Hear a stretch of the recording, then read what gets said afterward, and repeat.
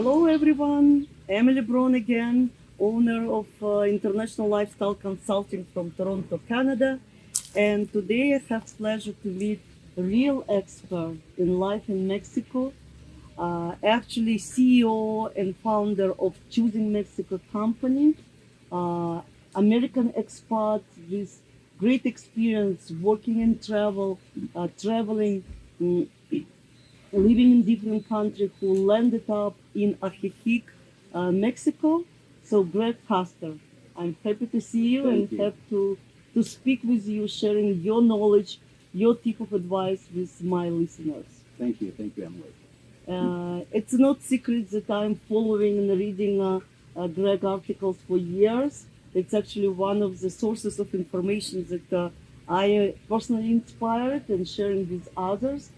And today, when we are alive, what you can tell me and most importantly others, what are criteria and what you would advise for to be expats for people who considering this big step actually starting new chapter in a life in the age like pre-retirement or retirement looking to Mexico. Yeah, it is a big decision. It's probably the biggest decision you may make in the last third of your life.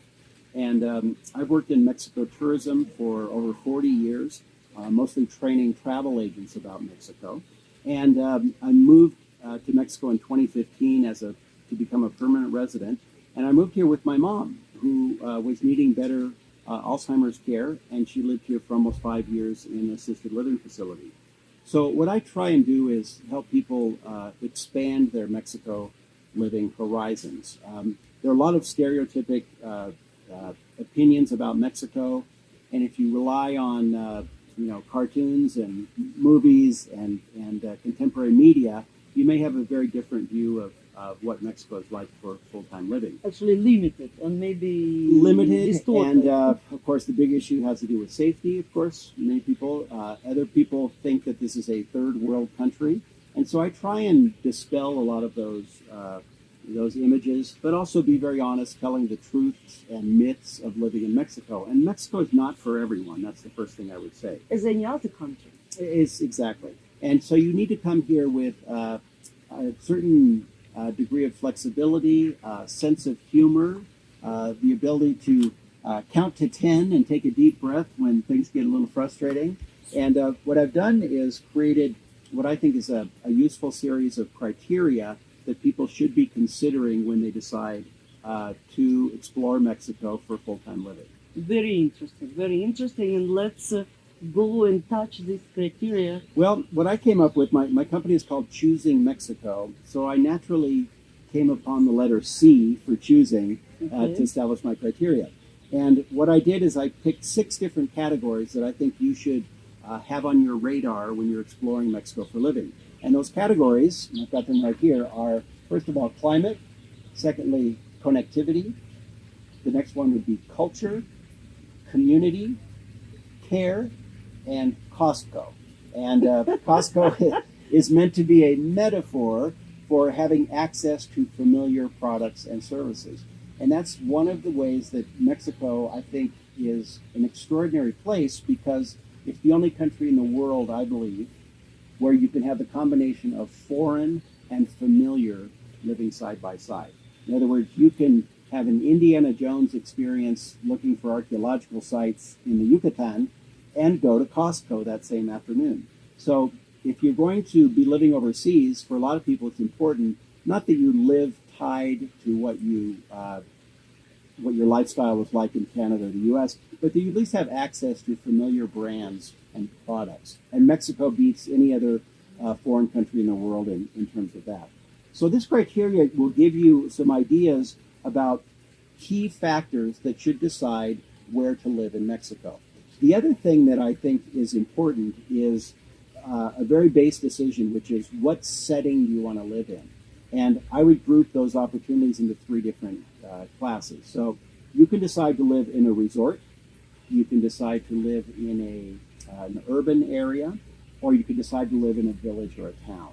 And all of those have, advantages and disadvantages. Do you mean that actually expats are living in resorts full time? Yes. In fact, we can comfortably say that there are Americans and Canadians living in all 32 of Mexican states. Okay, we are dispersed across the country, and most of it is U.S. Mexicans who have acquired U.S. passports and are now, coming back to live in Mexico. But the expats, the typical expat moving from Canada or the United States, does tend to concentrate in certain regions of the country. And what I do is a ranking system.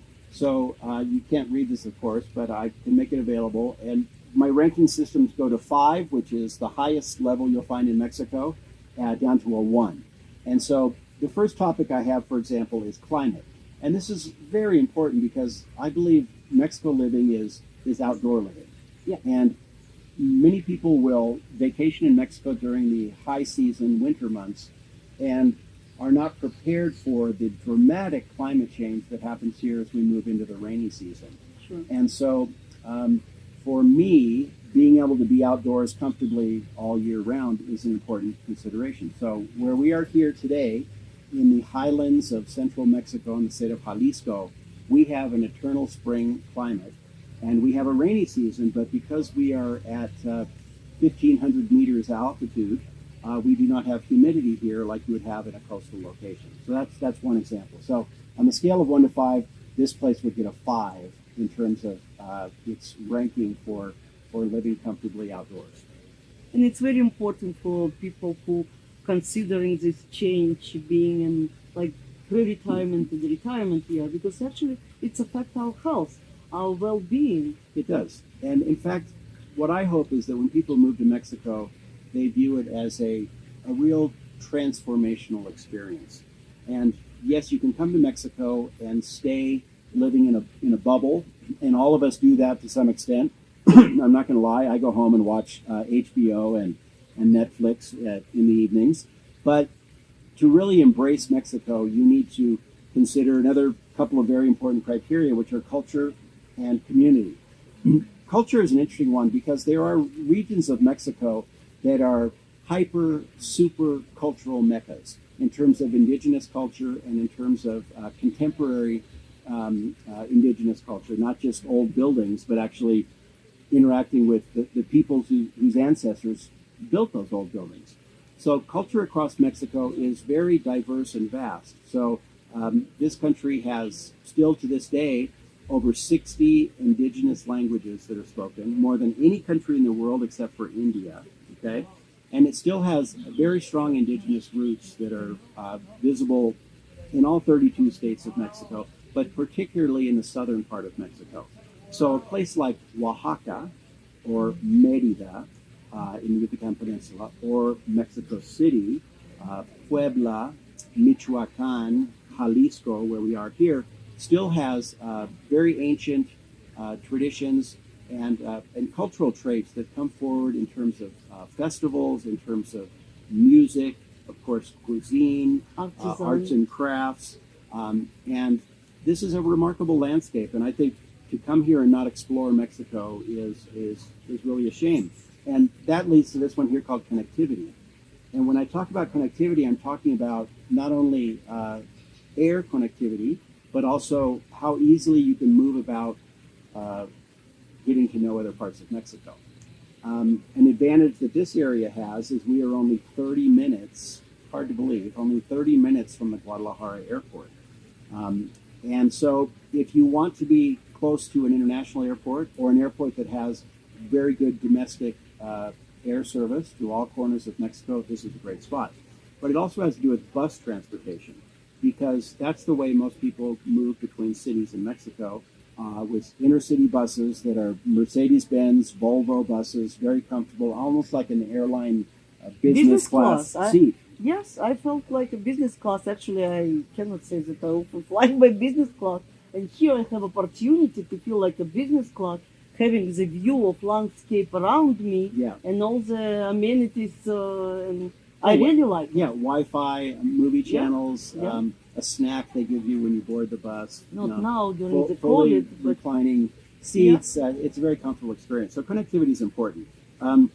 This other one, though, community is also, I think, really critical too, because at some point you have to ask this question: what am I going to do all day? So a lot of people can get caught up in the move and finding a place to live, whether it's purchasing or renting, getting all settled, moving their belongings. But one day you're going to wake up and go, what am I going to do? What is next?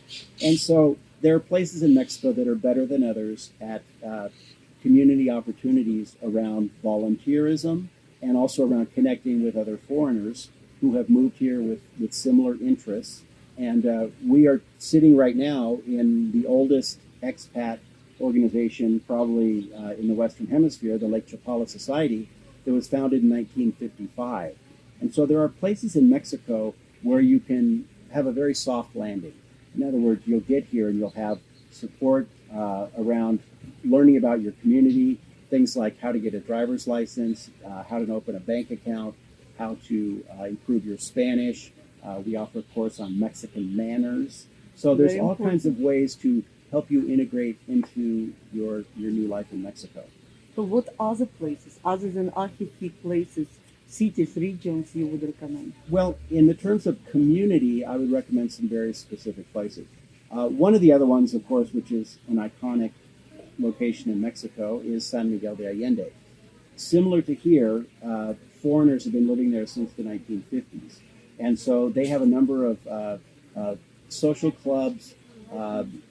You'll find Rotary, you'll find American Legion, you'll find all sorts of similar international organizations you connect with. They also have in San Miguel de Allende a fantastic English language library, which also has film series and things like that. So San Miguel would be very high on the list.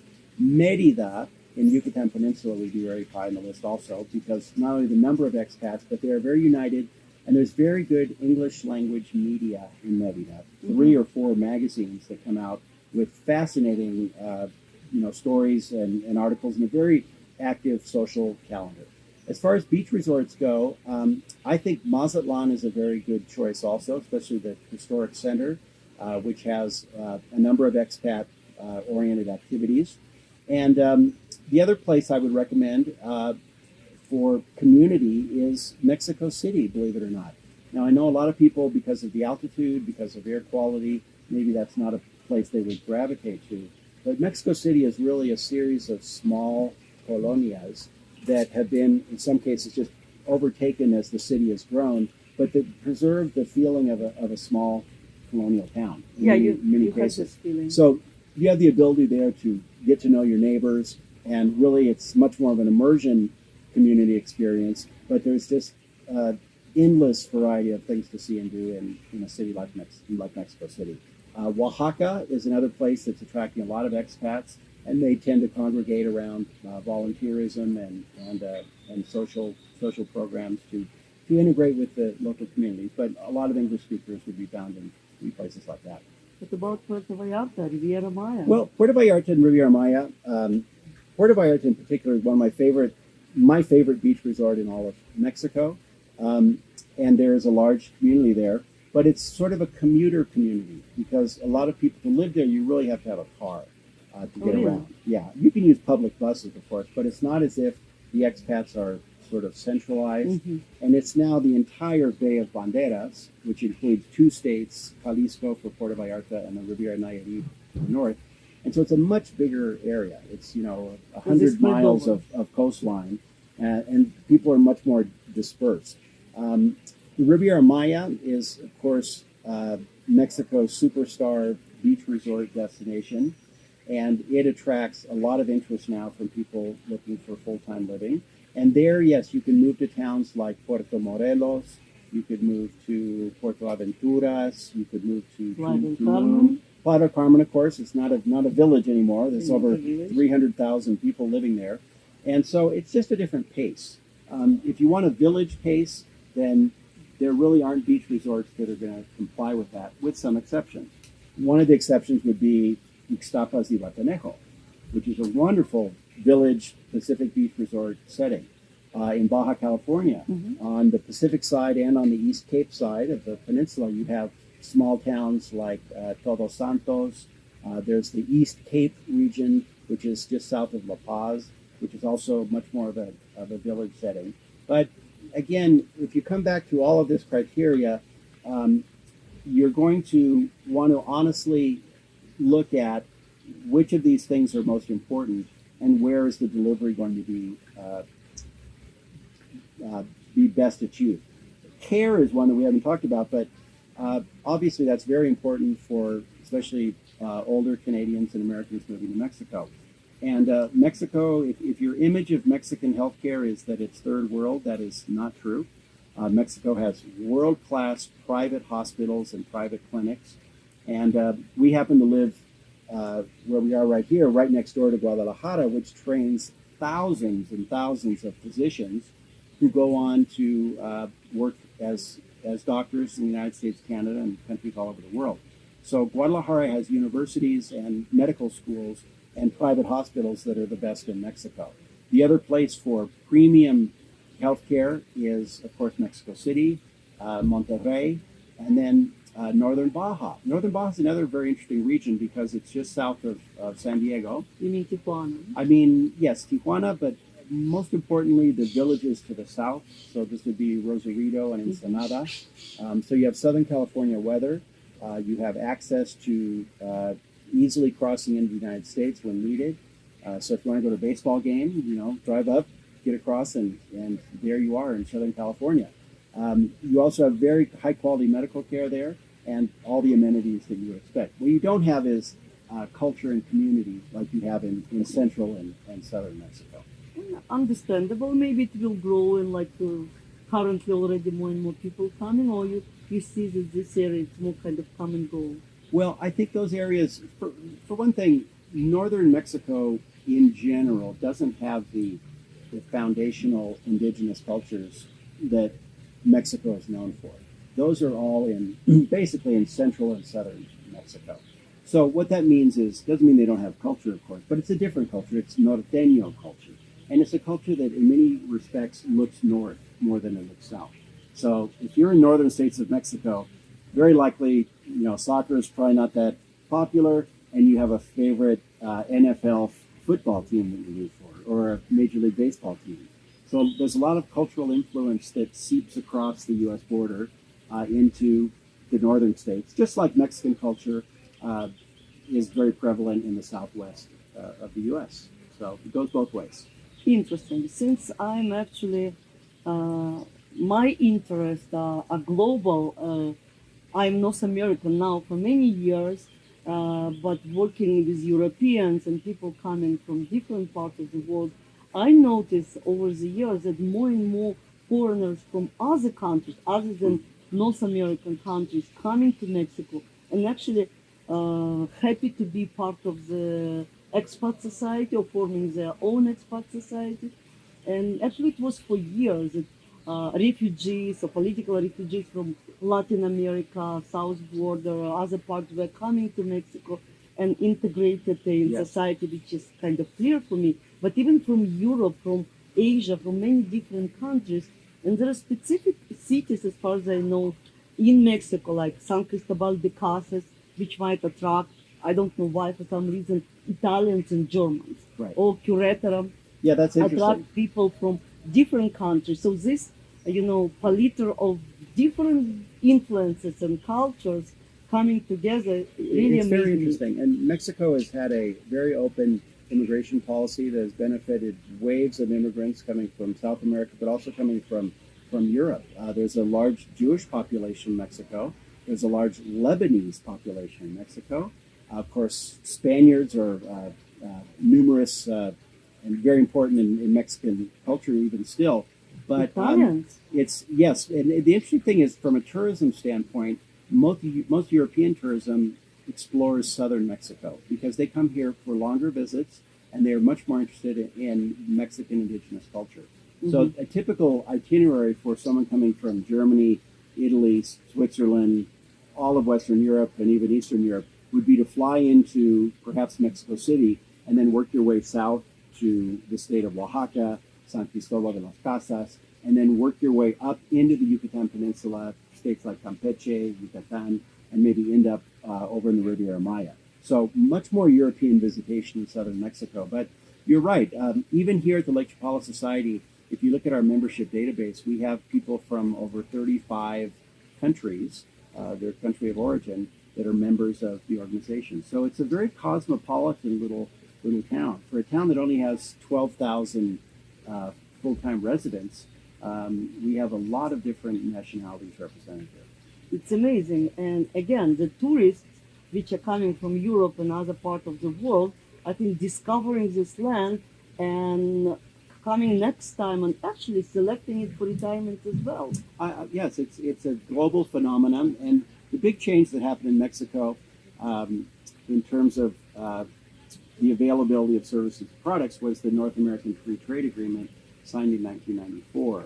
And within a few years of that agreement, U.S. commercial brands have made a big footprint in Mexico. And there's, for an example, there are 35 Costco's in Mexico now. And there are hundreds of Walmarts. In fact, Walmart is the biggest employer in Mexico these days, the biggest private sector employer. And so it means that, you know, if you came to Mexico in the 70s and 80s, and even the 90s, it was sort of about sacrifice. Like, you couldn't get stuff. And there's stories about how people would go to the United States and bring back a suitcase full of peanut butter jars, and they'd have a party, you know, because some things like that were hard to get. But that's all gone now.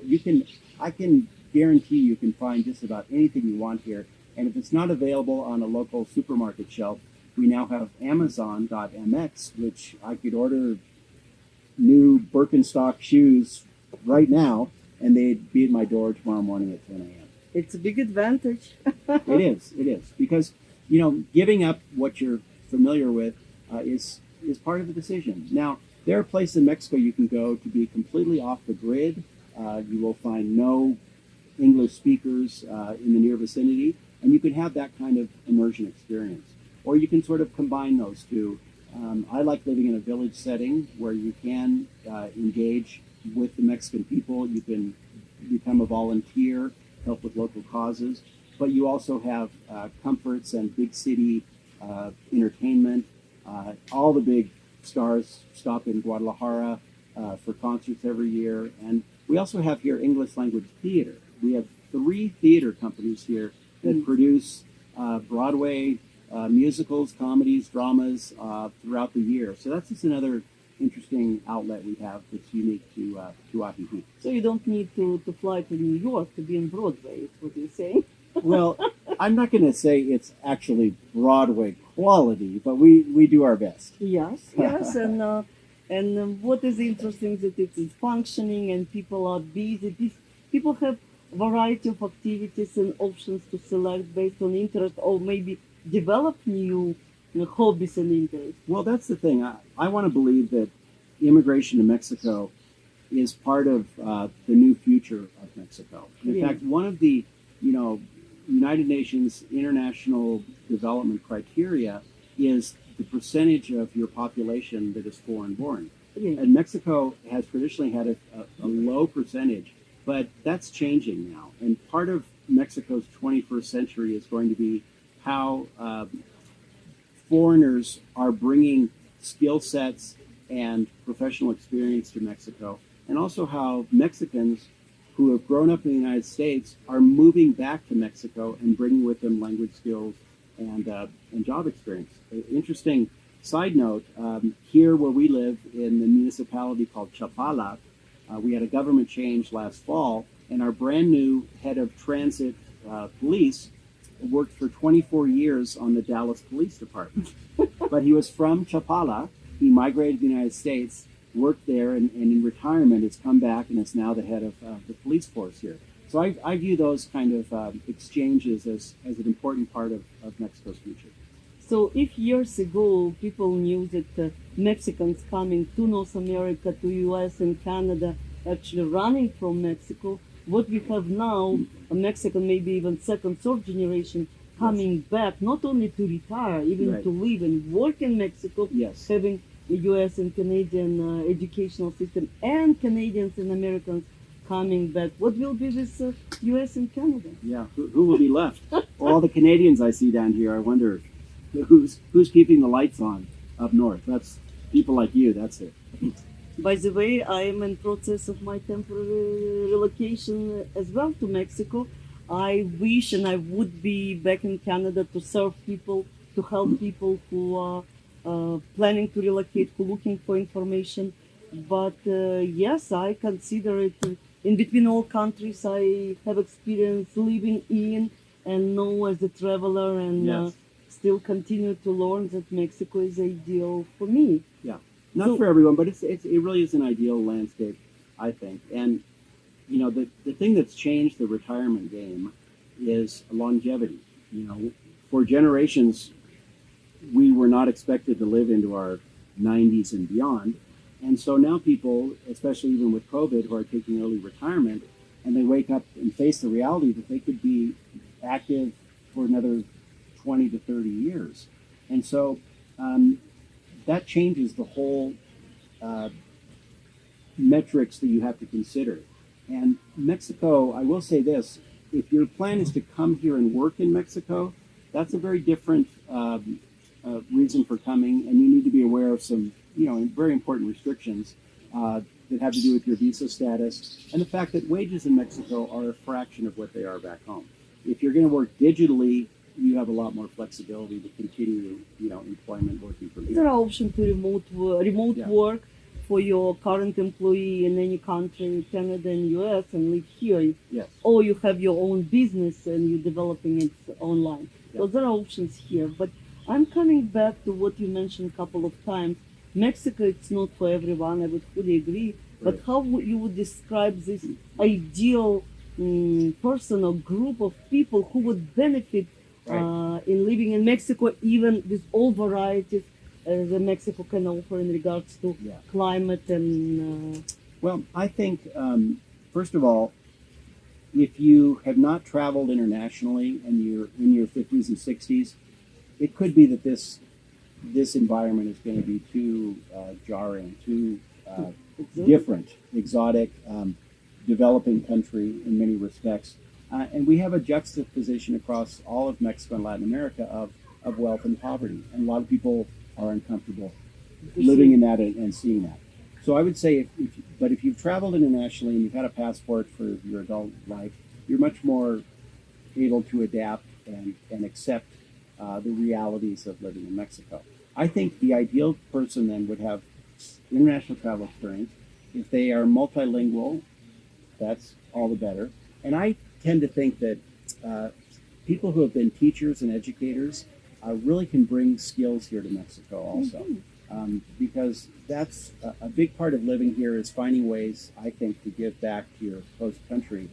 And there are communities across Mexico that need skills and they need help. They need new ideas. And so I think people who want to sort of reimagine their careers on a essentially volunteer basis, there are huge opportunities for coming to Mexico. But I think it's mostly suited for people who are of a more liberal political belief system. really. Yes, and I think that, but people are coming younger and younger. This is not the place to wait till you're 70 years old to come here, especially with the ability to work remotely. We see every day at the front door here of the Electrical Society, people showing up younger and younger, and even families who are deciding that they want to raise their children in another country. And while Mexico's public education system is very deficient in many ways, the private education system, which are almost all bilingual schools, so half the curriculum in English, half of it in Spanish, those are really viable alternatives for families to, to decide that their kids are going to have a different orientation to be a global citizen. And I think this is a great training ground for being able to live anywhere in the world. Yeah, I live I see a lot of opportunities for younger professionals with families to live in such places as Monterrey, where the industrial centers, maybe Puebla and Querétaro, where they can find employment and provide good education to their children Yes. in local good universities. Yes, there is that. The academic field is one that is open to that. Of course, you have to have a different visa status, so you would need to be a permanent resident, which is not renouncing your citizenship or anything like that. Yeah. It's a process that's very easily obtained, and it begins at a Mexican consulate in the United States or Canada, where the process starts. But it's doable, and it's I very doable. can say, comparing with other countries, Mexican immigration rules the most easy to go, cheap, like almost no complication, straightforward. Yes, and the resident visa, the permanent resident, is a one-time process, and once you've done that, it's good for life, essentially. So, and even if you don't move to Mexico immediately, you can still acquire your permanent residency, and you can still live abroad without any problem. So, if people are thinking about it, now is a good time to start the explore process. the process. Okay, very valuable information. Thank you very much. Thanks, Emily. And I know you can speak for hours, and you have many stories on different topics and different areas, living in Mexico, and help with itineraries and help with the tours. Actually, what are your future plans? Well, future plans are, right now I'm offering hundreds of articles about living in Mexico through my website, choosingmexico.com. And I'm exploring launching a Mexico for Living boot camp, which would be a 7-day program, very likely done here in Ajijic because of our wonderful year-round weather and beautiful setting.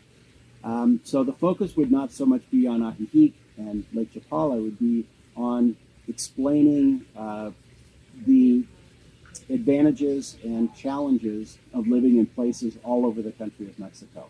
And so it would be a 6-night, 7-day immersion program that would include classroom sessions, bring in expert speakers on topics like immigration, healthcare, insurance, those everyday things, but also making it very much about the cultural diversity across Mexico. And so that program is going to start in the fall of 2022. Oh, this year. Yes, this year. And we also want to encourage people to explore more than just this area when they come down. When you come to Lake Chapala, you were, as we said, 30 minutes from the Guadalajara airport. And from the Guadalajara airport, in less than 2 hours, you can be in Cancun, Los Cabos, 30-minute flight to Puerto Vallarta, Mexico City, Puebla, Oaxaca. All these places are open to you for extending your visit and really going down and getting the feel for what these places are like. A mistake a lot of people make is deciding to live where they vacation, and that's very normal. That's where you would start. But I don't want you to be limited to just thinking of those locations. I want to present other very enriching environments that are in spaces across all of Mexico. Great information, and I'm really happy that we met today and you shared all these tips and valuable advices. Thank you, Emily. Thank you, Greg.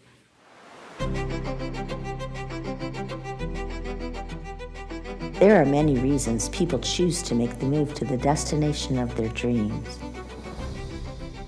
Remote workers can work from anywhere with an internet connection. Today, virtually every part of the world is online.